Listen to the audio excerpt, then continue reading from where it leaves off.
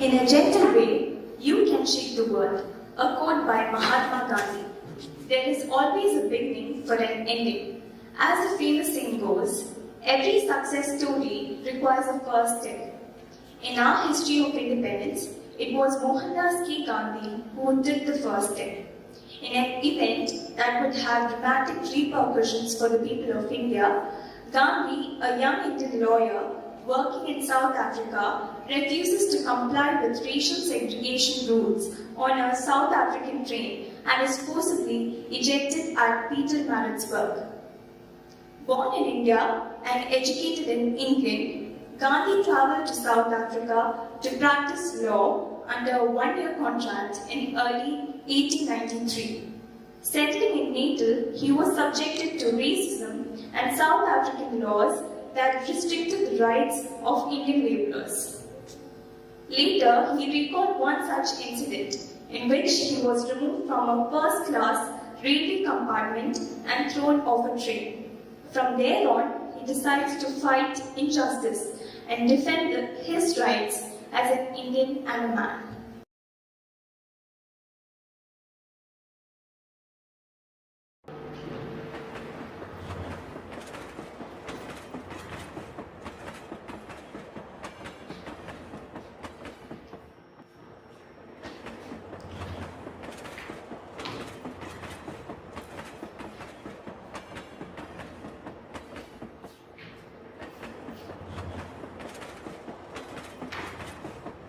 What are you doing here, Puni? Why? I have a ticket, a first class ticket. Oh, on what difficult it managed to get a first class ticket. I sent it in the post. I'm an attorney. There are no color attorneys in South Africa. Just a moment, sir.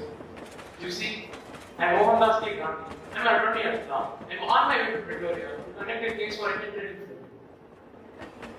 Did you hear me? There are no color attorneys in South Africa. I was stopped at the bar in London and I enrolled in the High Court of Chancery. In your eyes I'm colored, therefore we can deduce that at least one colored attorney is out there. What? Go him out. No, but I always travel to first class. Yes, first class. Should I revolt? Or should I go back to my country? No, I should revolt. This is not what we deserve. No, we have to fight against this racial discrimination. Mr. Abdul Ghaffar Khan is a successful Muslim trader in South Africa. Here, in this scene, we can see Mr. Gandhi and Mr. Khan having a conversation about how Mr. Khan follows the rules of traveling in the third class train, whereas Mr. Gandhi is against and opposes the injustice towards Indians and decides to do something about it.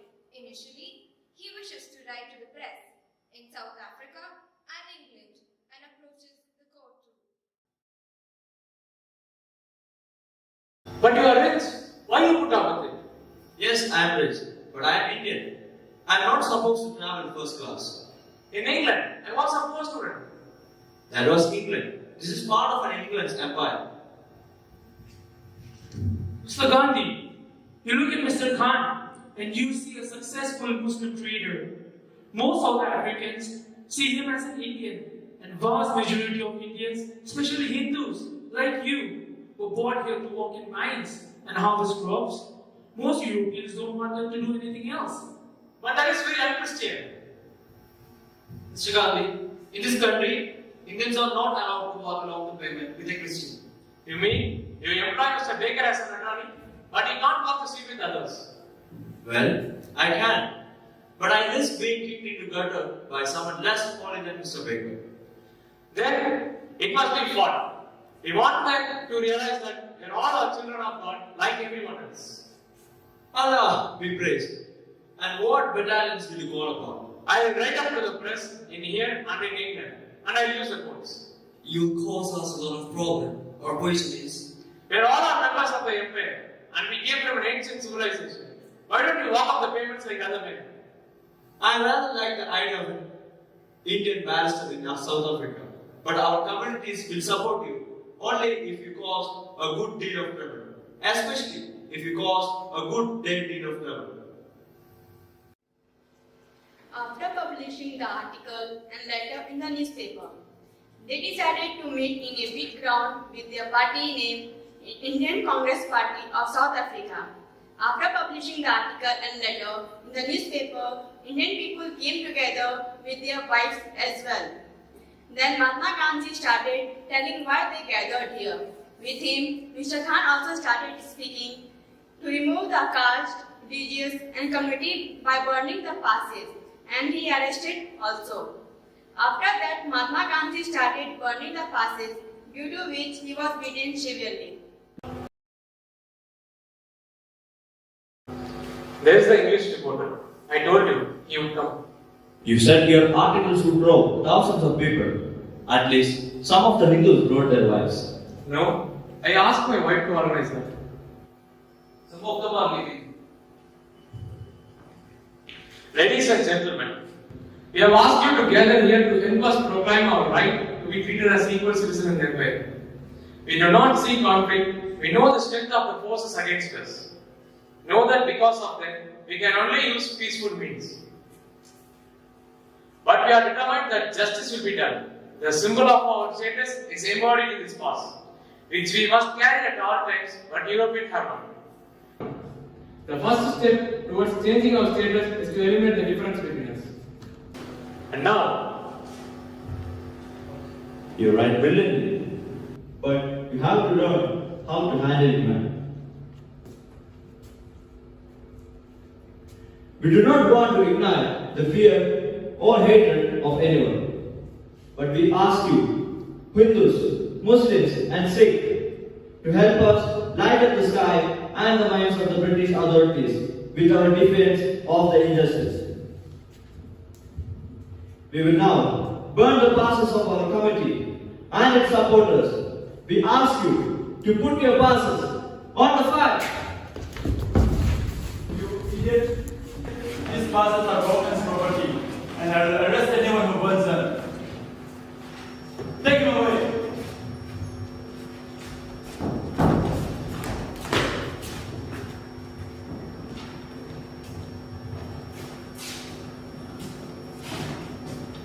You. Let me go! Now, are you ready now? You want to know, you will have it.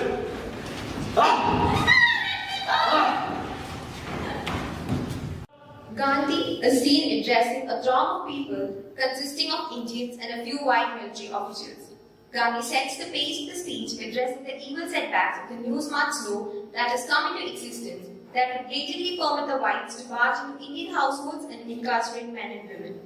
We see a triggered and agitated Indian mob who willingly come out to sacrifice their lives if the new codified law is enforced. Gandhi pacifies the agitated Indians and advocates for non-violence. He exhorts Indians by asking them to fight peacefully but not submit themselves to British.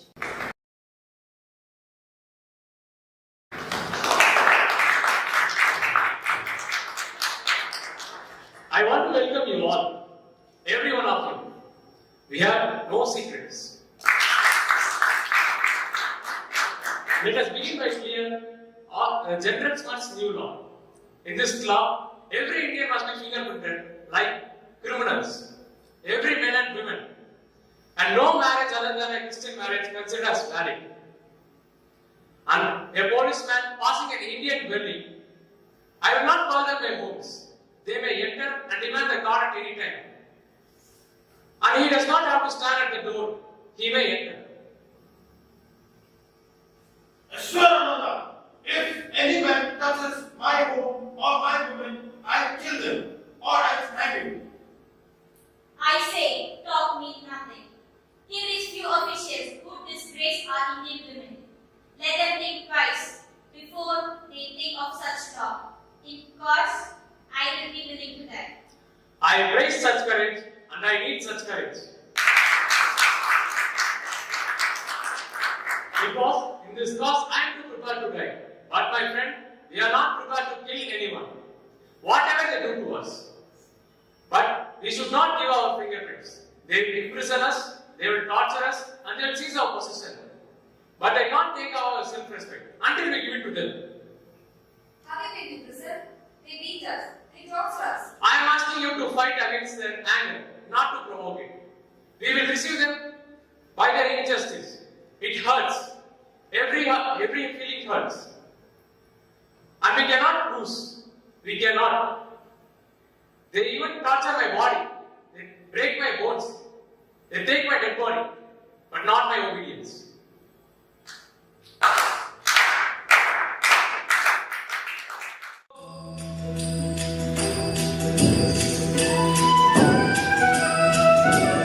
Raghupati Raghav राजा राम पतित पावन सीताराम रघुपति राघव राजा राम पतित पावन सीताराम सीताराम सीताराम भज